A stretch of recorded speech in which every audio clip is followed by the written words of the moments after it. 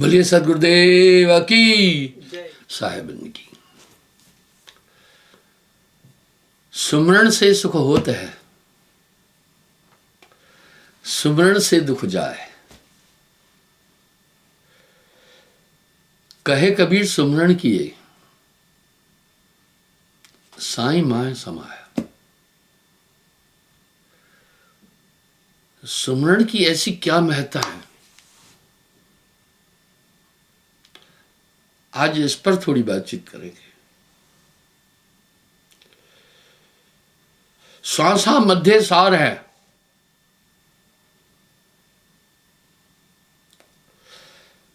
श्वास में सार है। कहे कबीर विचार, आपने सुना होगा कुंडलिनी के बारे में। हम योग की तरफ नहीं जा रहे। योग भोग दो एको ही जानो। भोग से भी मनुष्य शरीर का सुख प्राप्त करता है, इंद्रियों का। योग से भी सिद्धि, अहंकार, लंगमा, गर्मा, महिमा आदि सिद्धियों की प्राप्ति होती है। अब साहब क्या कह रहे हैं? जप तप संयम साधना,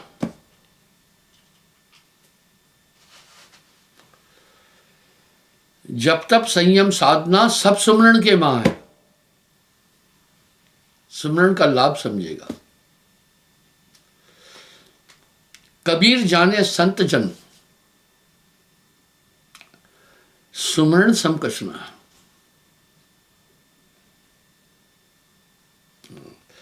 श्वासा मध्य सार है, जानत संत सुजान। कहते हैं जो अमृत है वो नागिन पी लेती है। कहीं आपने इन शब्दों को सुना होगा। श्वासा में बहुत बड़ी ताकत है। ये जब नाभि चक्र में जाती है तो वो माया और मन के अधीन हो जाती है।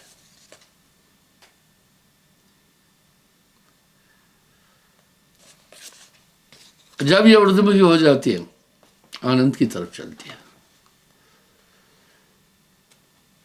जप तप संयम साधना सब सुमरण के मां है।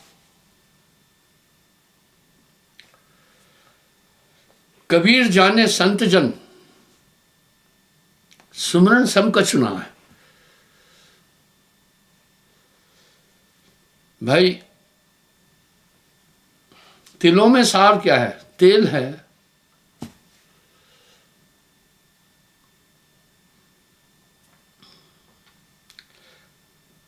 पीयूष में, दूध में सार क्या है? घी है।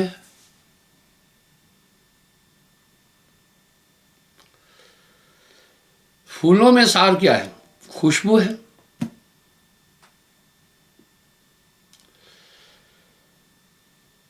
अब आइए देखें क्या है।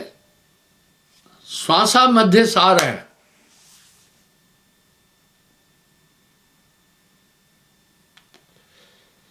क्या सार है?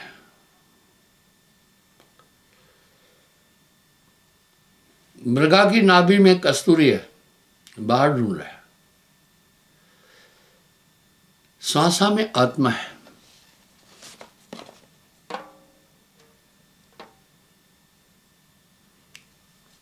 और आत्म में परमात्मा दर से, आत्मा में परमात्मा है।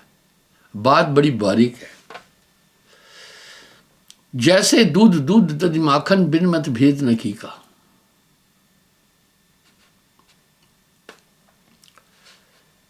जैसे दूध में सर्वत्र घी है, मेहंदी में सर्वत्र लालमा है, श्वासा में सार है।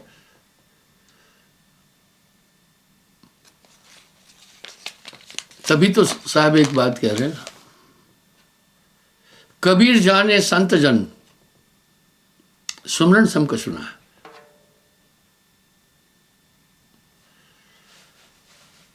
लोग कहते भी है कि जो अमृत है वह कुंडली में नागिन पी जाती है। लेकिन इसकी व्याख्या कोई ठीक से दे ही नहीं रहा है। हम जो भी सांस ले रहे हैं नाभि में पहुंच जाती है, यहां पर ही 10 वायु बन जाती है। पूरा खेला यहां शुरू होता है।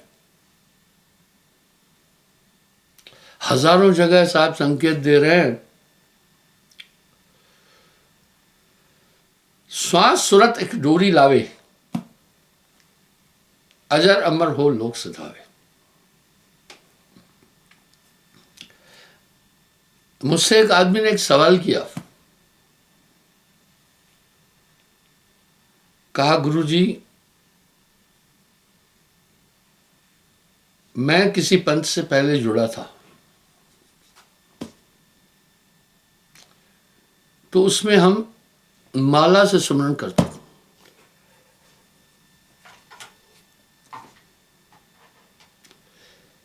मैं इसकी आदत है, आप आज्ञा दो मैं माला से सुमरन करूं।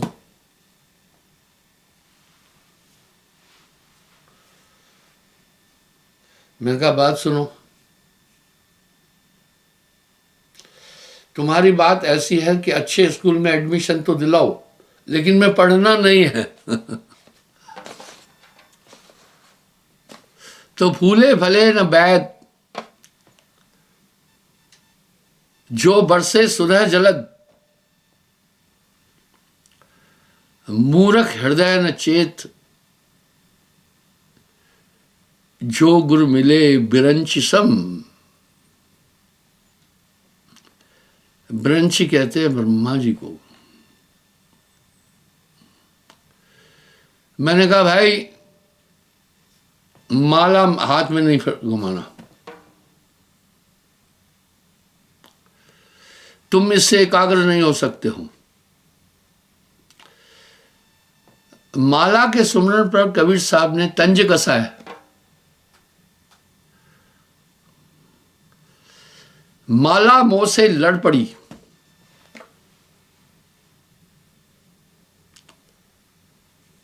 माला मोह से लड़ पड़ी, क्या फेरत है मोह।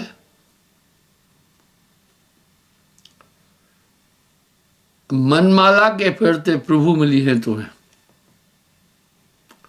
साथ में क्या कह रहे हैं,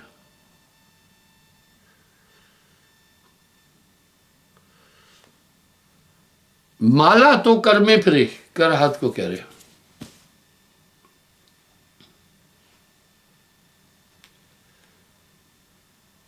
माला तो कर में फिरे,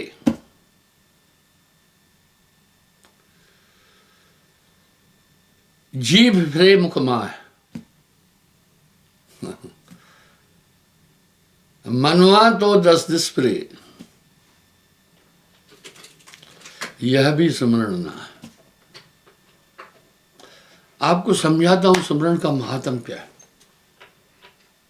बहुत एकाग्र होकर के मेरी बात सुनना।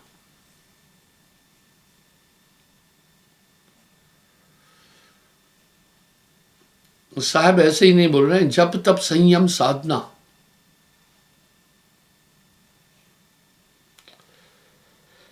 जप तप संयम साधना सब सुमरण के मां है।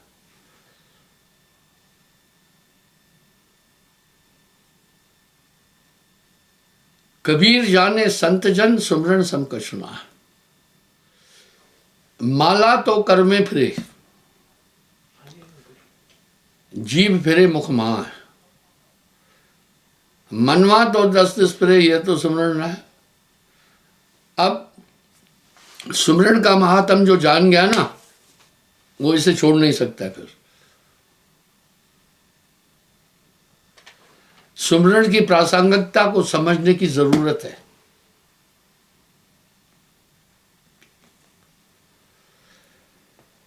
साहब ऐसे ही नहीं कह रहे हैं, जप तप संयम साधना सब सुमरण के मां, कबीर जाने संत जन सुमरण सम कुशला। हमारी आत्मा प्राणों में है।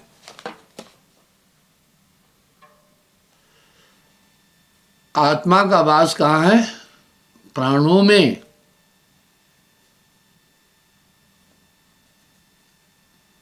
यही संवाद तो गोरख और कबीर साहब का हुआ था।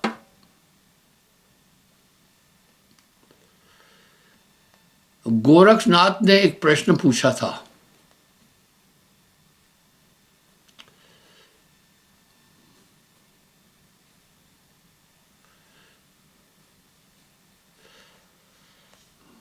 कबीर काया मध्य सार क्या? काया के अंदर सार क्या है? ध्यान देकर सुनिएगा। साहब ने कहा काया मध्य श्वासा सार। श्वासा में क्यों स्मरण, वो समझना।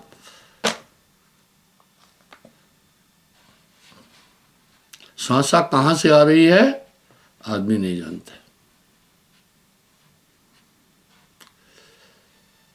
अब कह रहे हैं श्वासा तो भैया हम हवा से ले रहे हैं, तो ऐसा करो मुर्दे को भी रख दो, हवा ऑक्सीजन देकर उसे जगह दे।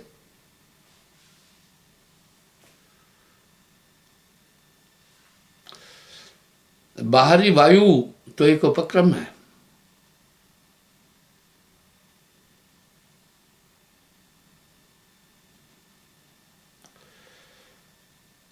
अब यहां जो कह रहे हैं कहां से श्वास उठता है, कहां पर जाए समाए, श्वास को समझना है। कहता हूं कह जात हूं, कहता हूं कह जात हूं, कहूं बजाए ढोल।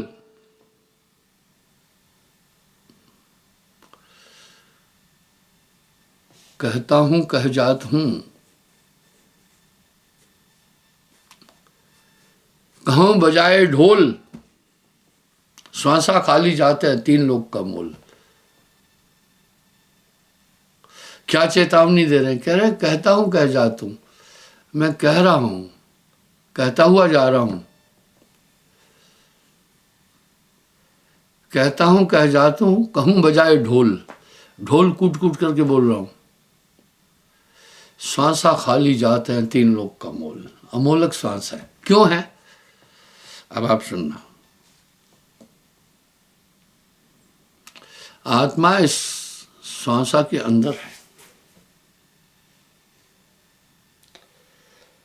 आगे गोरखनाथ जी कह रहे कहां से श्वास उठाते? श्वास आ कहां से रही है,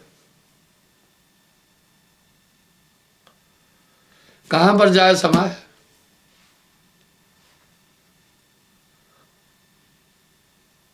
साहब कह रहे शून्य से श्वासा उठता है। वाह! हम सोचते, आदमी क्या सोचता है, श्वास बाहर से आ रही है। सुनिएगा, आपने मेरी अध्यात्म यात्रा में सुना होगा कि कई दिन मैं श्वास भी नहीं लिया था,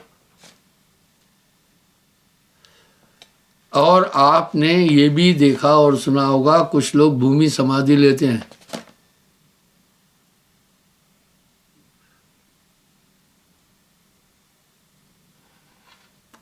भोपाल में कमला पार्क के पास एक साधु ने समाधि ली। बाकायदा डॉक्टरों ने उसे चेकअप किया। जब वो जमीन के अंदर गया, ऊपर से बिल्कुल ढका, कहीं से भी हवा जाने का रास्ता नहीं था।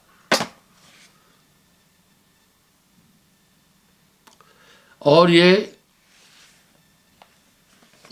शासन ने भी चेक किया, मेडिकल वालों ने भी चेक किया। 3 दिन के बाद उसको बाहर निकाला, जिंदा था।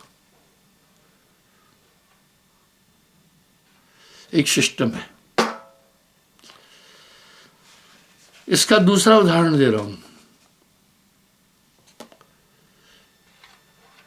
जब बालक माता के गर्भ में श्वास कहां से ले रहा था?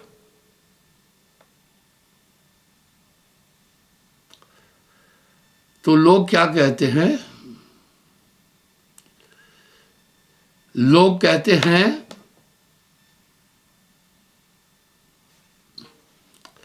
मां की नाड़ी से श्वास ले रहा था। नहीं,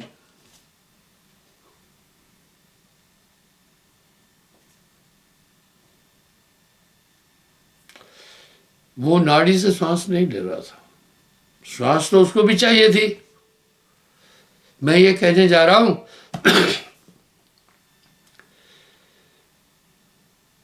कि कृत्रिम श्वास एक अलग चीज है, और यही एक चीज मछली में भी है। जो भी रक्तधारी जीव हैं सबको श्वास चाहिए, ऑक्सीजन चाहिए। श्वास क्यों चाहिए? ऑक्सीजन है श्वास में।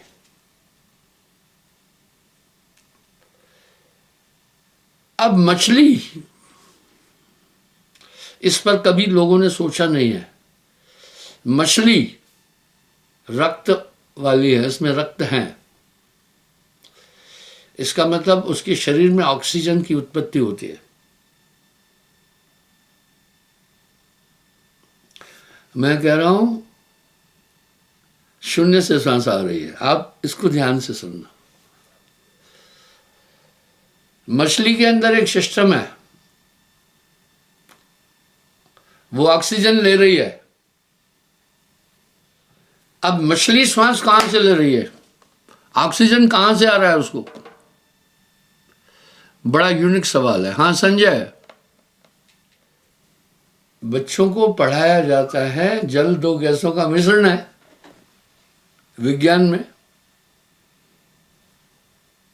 ऑक्सीजन, कार्बन डाइऑक्साइड और अन्य सांसें। अब मैं ये बताना चाहता हूं कि वो कहां से श्वास ले रहा था, जमीन के अंदर जो था वो मैं बता रहा हूं।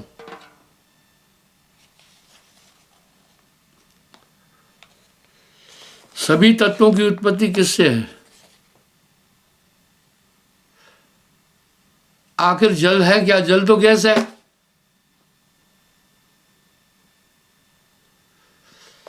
सभी तत्वों की उत्पत्ति शून्य से है,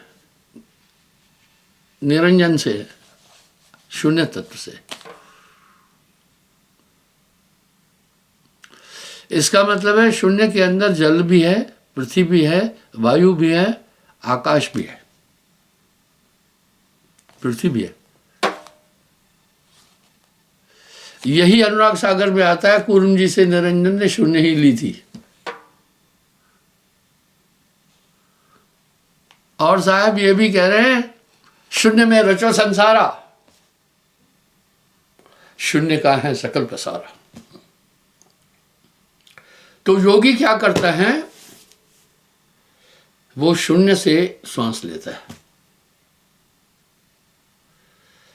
वजह, जब वो योग समाधि में चला गया तो वाइटल ऑर्गन तो काम कर रहे हैं ना भाई, वो बेहोश नहीं था वहां। तथ्य समझना, वो वहां बेहोश नहीं था। बदस्तूर हार्ट भी काम कर रहा था, बदस्तूर बुद्धि भी, मस्तिष्क भी काम कर रहा था, पर लोग इसको नहीं समझ पाते। बदस्तूर किडनी भी काम कर रही थी, नहीं तो वो मर जाना था। बदस्तूर फेफड़े भी काम कर रहे थे।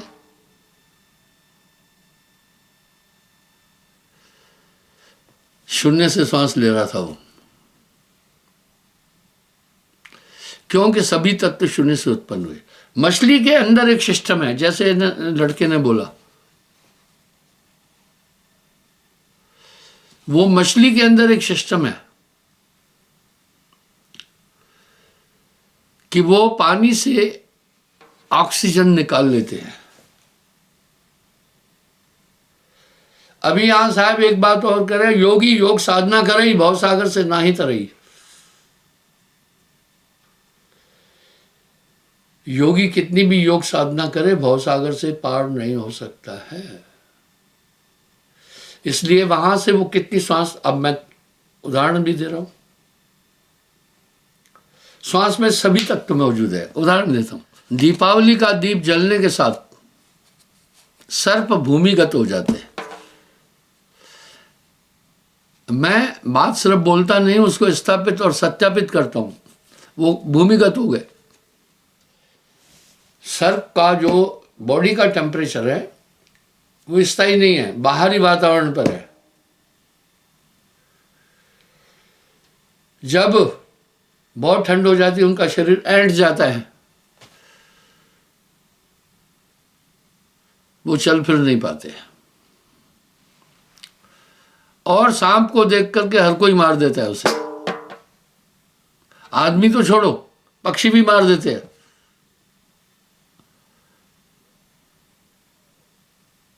जीव जंतु भी मार देते हैं। क्यों? विषैला है। इसलिए सांप को पता है, और सांप अगर चलता है तेज तो घोड़े को भी पछाड़ देगा, इसलिए वो आदमी को देखकर छिपता है। किसी ने ऐंठा हुआ सांप देखा हो तो हाथ खड़ा करे। सर्दी में ऐंठा हुआ कोई नहीं देखा, मैंने देखा है आश्रम में।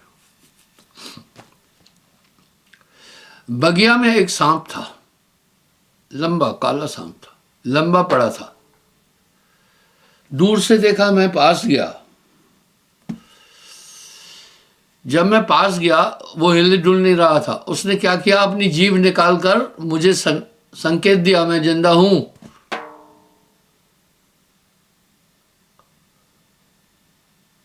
वो साहब ने क्या कह दिया, भाई तेरा मेरा मनवा कसे कोई रे। मैं कहता आंखन की देखी, तू कहता है कागज की देखी। आपके साथ जो भी चीजें शेयर करता हूं प्रैक्टिकल होती है, ठीक है। अब सांप कैसे चलता है? वक्रावट, यूं चलता है।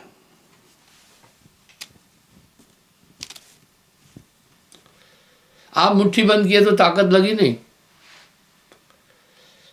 इस तरह सांप बाहरी ठंड के कारण उसका पूरा शरीर ऐंठ जाता है।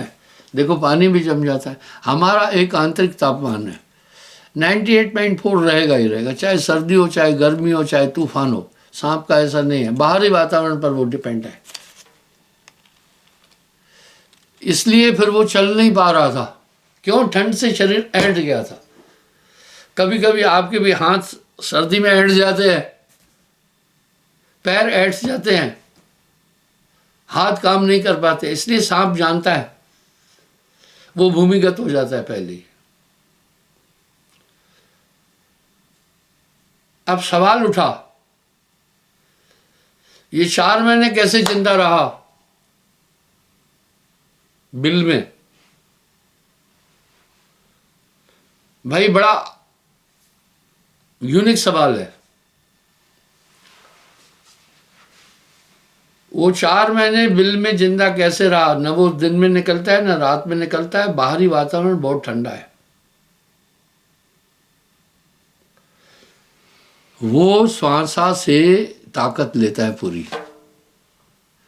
कैसे लेता है? देखिए, पृथ्वी जल में ओतप्रोत है। जल वायु में ओतप्रोत है, अग्नि में ओतप्रोत है। जलता क्या है? जो जल रहा है वो भी ऑक्सीजन है। जो जल रहा है वो ऑक्सीजन है। दिया जल रहा हो या आपका कोई ऐसा लैंप जल रहा हो, ऊपर से ढक्कन दे देना, बुझ जाएगा। ऐसे ही हमारा शरीर है। तो सिर्फ जिंदा रहने के लिए वो डाइट श्वास से लेता है। इसलिए ऐसे बिल में जाता है जहां श्वास आ सके। श्वास से ही वो जिंदा रहने की एनर्जी प्राप्त करता है। देखिए श्वास कैसी चीज है। अभी सबका जगत का आधार ही शून्य है। शून्य में रचो संसारा, शून्य का है खेल सारा। इसलिए गोरखनाथ को साहब क्या कह रहे हैं, शून्य से श्वास आ उठत है। श्वास शून्य से मिल रही है, नाभि दल में आए। आप सुमरन का महात्म समझना। गोरखनाथ फिर पूछ रहे हैं, हाथ पांव बाके नहीं, कैसे पकड़ी जाए? अब सांस को कैसे पकड़े? साहब कह रहे हाथ पांव बाके नहीं, सूरत से पकड़ी जाए, ध्यान से पकड़ी जाए। अब लोग नहीं समझ रहे ना सुमरन का महत्व। आगे पुष्टि क्या कर रहे हैं, सूरत के दंड से, सूरत रूपी डंडे से घेर मन पवन को, और इसी में मन भी है, सांस में। फिर उल्टा चले,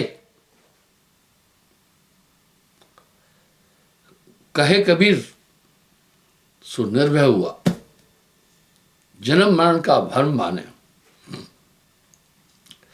शून्य शिखर चढ़ बीन बजाए, खुले द्वार सतकर की। साहब ने एक शब्द बड़ा अच्छा कहा, कबीर का गाया गाएगा, तीन लोक में जूते खाएगा। वाह भाई वाह, सही बात है। कबीर का गाया गाएगा, तीन लोक में जूते खाएगा। कबीर का गाया बूझेगा तो अंतर्गत को सूझेगा।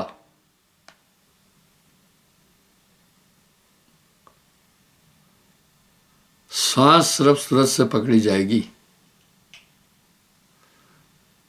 अब यहां फिर पुष्टि कर रहे हैं भाई, सुमरन का बहुत महात्म है।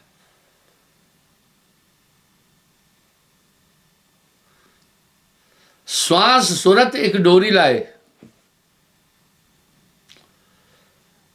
अजर अमर हुए लोक सिधावे। लोग एक वहम में है। लोगों को क्या वहम है, नदियां समुद्र की पूर्वक है। नहीं है, ये तो उल्टी बात है। समुद्र नदियों का प्रवर्तक है।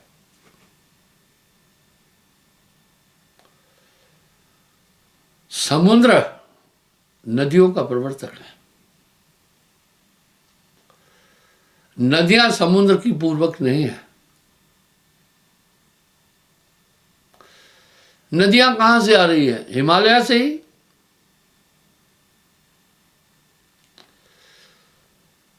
लेकिन एक सवाल आया, नर्मदा जी तो हिमालय से नहीं आ रही है, अमरकंटक से निकल रही है।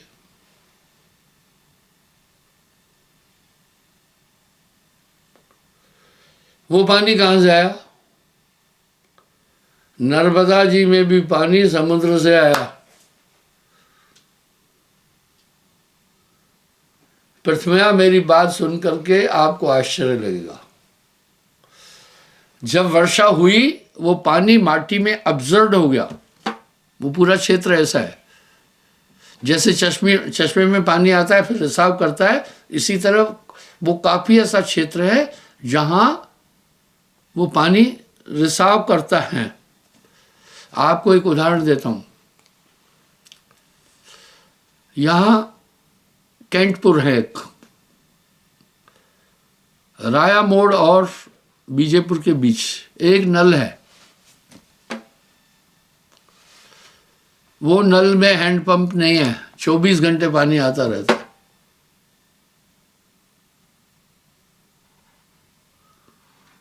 उसमें हैंडपंप नहीं लगा। हैंडपंप तो है पर पानी निकालने का साधन नहीं है, चलाते नहीं हैंडपंप, खुद ब खुद पानी आता है। लोग भ्रमित है, कहते हैं पता नहीं कोई करिश्मा है। नहीं, वो ऐसा क्षेत्र है कि ऊपरी हिस्से से पानी आकर के वहां इकट्ठा हो गया। कैसे इकट्ठा हो गया? कि आगे बहने के लिए उसको रास्ता नहीं मिला, तो वहां पाइप डाल दिया, अब वो पाइप के द्वारा बाहर आ रहा है। इसी तरह जोगी कहां से जीवन की ताकत लेता है? शून्य से। और जो आदमी भोपाल में 3 दिन अंदर रुका, उसने भी वहां से ताकत ली। कितनी ली? एक्टिविटी कोई नहीं कर रहा था वो अंदर, सिर्फ जिंदा रहने के लिए। अब एक छोटा उदाहरण देता हूं। जो आदमी बीमार हो जाता है, डॉक्टर के पास ले जाते हैं, डॉक्टर दवा करता है। जब डॉक्टर देखता है इसकी हालत ज्यादा खराब है, एडमिट कर देता है, ग्लूकोज चढ़ाता है। जब देखता है भाई और ज्यादा ये बीमार हो रहा है, आईसीयू में ले जाता है।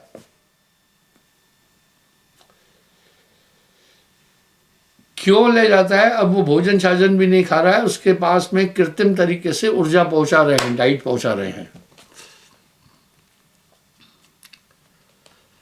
लेकिन कुछ लोगों को लाइफ सपोर्ट पर रखते हैं।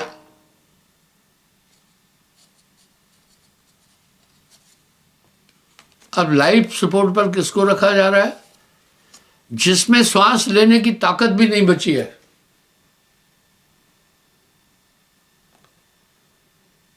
आप चुपचाप देखना, श्वास लेने के लिए ताकत चाहिए, आप यूं कर रहे हैं।